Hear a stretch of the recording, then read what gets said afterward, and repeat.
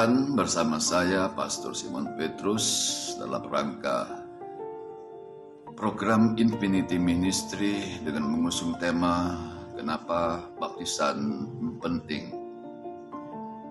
Saudara, saya mau sampaikan bahwa baptisan air adalah hal yang sangat penting karena itu adalah kehendak Tuhan, adalah perintah Allah juga, dan keharusan sebagai tanda pertobatan untuk dibaptis. Saya akan bacakan dalam satu ayat dalam Roma pasalnya yang ke-6 ayatnya yang ke-4 berkata demikian. Dengan demikian kita telah dikuburkan bersama-sama dengan Dia oleh baptisan dalam kematian, supaya sama seperti Kristus telah dibangkitkan dari antara orang mati oleh kemuliaan Bapa, demikian juga kita akan hidup dalam hidup yang baru. Ada 3 hal yang saya jumpai di ayat ini. Yang pertama, dikuburkan, kemudian dibangkitkan, dan yang ketiga adalah hidup baru. Saudara yang dikasihi Tuhan, makna baptisan air yang begitu sangat gamblang dijelaskan oleh firman Tuhan. Yang pertama adalah maknanya dikuburkan. Dalam 1 Petrus pasal 3 ayat 21 pun juga disinggung di sana bahwa kita diselamatkan oleh kiasannya, yaitu baptisan. Berbicara tentang dosa-dosa kita yang dikubur, saudara-saudara, ya. Dan tentu sesuatu yang mati itu pasti dikubur dan tidak ada yang dibiarkan begitu saja.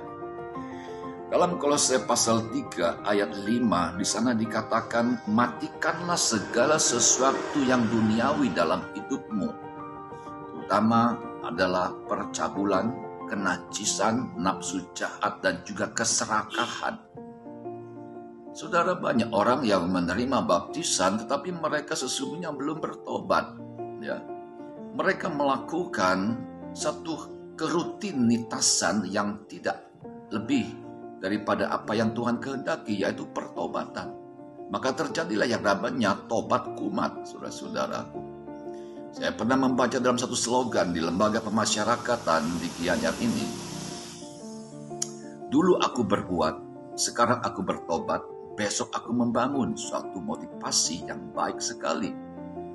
Tetapi diplesetkan menjadi dulu aku berbuat, sekarang aku bertobat, besok aku kumat. Dan inilah yang terjadi sampai sekarang ini. Tanpa kecuali banyak orang yang kembali kepada muntahnya, kembali kepada kubangannya. Saudara, inilah satu hal yang salah. Iblis datang untuk mencuri, membunuh, dan membinasakan.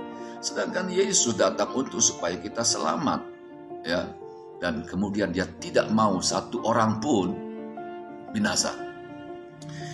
Saudara, itulah yang Tuhan kehendaki, supaya kita hidup sesuai dengan rencana Tuhan, yaitu pertobatan, dan itu menyenangkan Tuhan. Yang kedua adalah dibangkitkan, ya.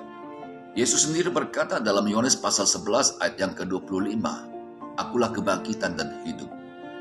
Barang siapa percaya kepadaku, ia akan hidup walaupun dia sudah mati.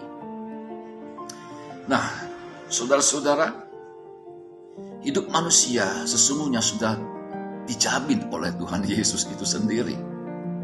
Kenapa? Karena Dia berkata, setiap orang yang percaya kepadanya tidak binasa, perhatikan, tidak binasa, melainkan beroleh hidup yang kekal. Jadi ada jaminan kekal dari orang yang percaya kepada Yesus. Yang ketiga, yaitu hidup baru. Dalam 2 Korintus pasal 5 ayat 17 dikatakan di sana, jadi siapa yang ada di dalam Kristus, ia adalah ciptaan yang baru, yang lama sudah berlalu, sesungguhnya yang baru sudah datang. Ini proses menunjukkan bahwa yang lama, hal-hal yang buruk itu sudah hilang, dan kemudian Yesus memberikan yang terbaru, ada satu perubahan. Saudara, saya melihat dan merasakan sendiri orang-orang yang percaya kepada Yesus, bertobat, dibaptis, mengalami suatu perubahan secara signifikan. Ketika saya bertobat, saudara-saudara, seorang berkata kepada saya, "Sekarang Simon sudah sembuh." Padahal saya sehat, saya kuat. Dan saya ingat firman Tuhan mengatakan, "Engkau menganggap engkau kaya, padahal engkau miskin.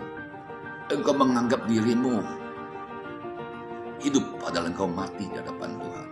Sama seperti saya menganggap bahwa diri saya sehat, padahal saya sakit. Makanya tidak heran kalau teman saya itu mengatakan, "Si Simon sekarang sudah sembuh." Saudara, ingatlah baik-baik bahwa kita tidak akan bisa mengubah diri kita. Seperti Rasul Paulus mengatakan, "Aku manusia celaka, siapakah yang dapat membebaskan aku dari tubuh maut ini?" Yesus katanya. Nah, dengan demikian kita harus yakin dan percaya dalam Yesus ada kehidupan yang baru. Kesimpulan saya catat di sini, saudara-saudaraku, dalam Kolose pasal 2 ayatnya yang ke-12. Saya pun juga akan bacakan ayat ini. Kolose pasal 2 ayatnya yang ke-12. "Karena dengan Dia kamu dikuburkan dalam baptisan, dan di dalam Dia kamu juga dibangkitkan juga oleh kepercayaanmu kepada kerja kuasa Allah yang telah membangkitkan Dia dari orang mati."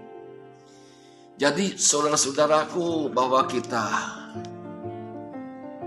harus bertobat, percaya, berjalan dalam kebenaran, dan kita lihat apa yang terjadi. Jadi betapa pentingnya baptisan air itu, saudara-saudaraku. Ya, mari kita mengambil suatu keputusan, jangan sampai terlambat untuk masuk dalam rencana Allah dan kehendak Allah.